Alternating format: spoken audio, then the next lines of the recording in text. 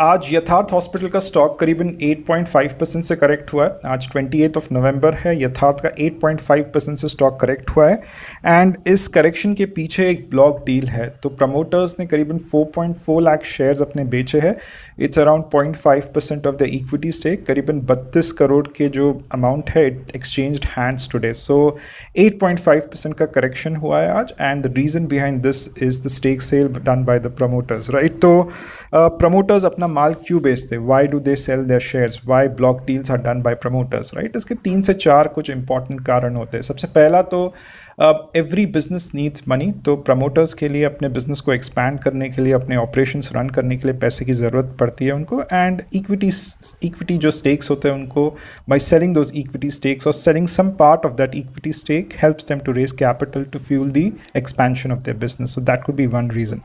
Second reason could be बहुत सारे companies होते हैं उनका वर्किंग कैपिटल डेट बहुत ज़्यादा होता है। जैसे यथार्थ के भी अगर आप बैलेंस शीट पे देखोगे तो शॉर्ट टर्म डेट बहुत ज़्यादा होता है। मतलब 12 महीने के अंदर का जो डेट लिया जाता है that is called a short term debt. तो ये डेट उनको चुकता करना होता है क्योंकि इनका इंटरेस्ट रेट बहुत ज़्यादा होता है, राइट। सो इक्विटी स्टेक्स को जब सेल करके कंपनीज बहुत सारे होते हैं जो एक तरह से अपना शॉर्ट टर्म डेट क्लियर करते हैं, राइट।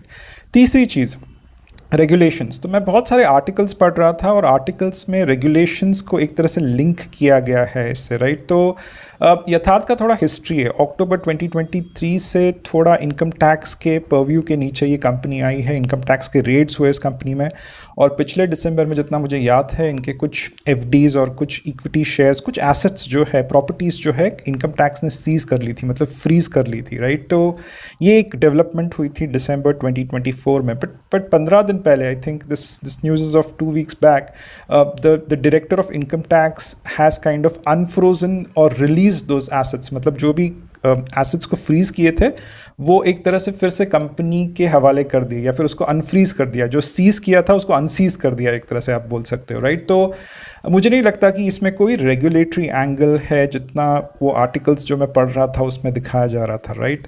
चौथी एक चीज़ है कि स्टेक सेल होता है या फिर प्रमोटर्स अपना सेल्स एक तरह से स्टेक सेल्स करते हैं क्योंकि they are not very confident about the future of the business. But मुझे नहीं लगता, ये थोड़ा कॉन्ट्रडिक्टरी हो जाएगा बिकॉज अभी उनका Q2 का कॉन कॉल हुआ है, Q2 के रिजल्ट्स आए हैं and the results were really good. Sales growth, profit growth, EBITDA growth, right, decent results थे।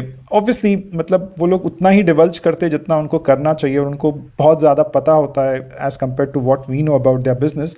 बट मुझे ऐसा कोई कॉन्ट्रडिक्शन दिख नहीं रहा था, specially the tone of the management was very confident as well. तो देखना पड़ेगा, अनाउंसमेंट कुछ आया नहीं है इस ब्लॉक डील के पीछे का। We'll track this company and see what reason they have to come up.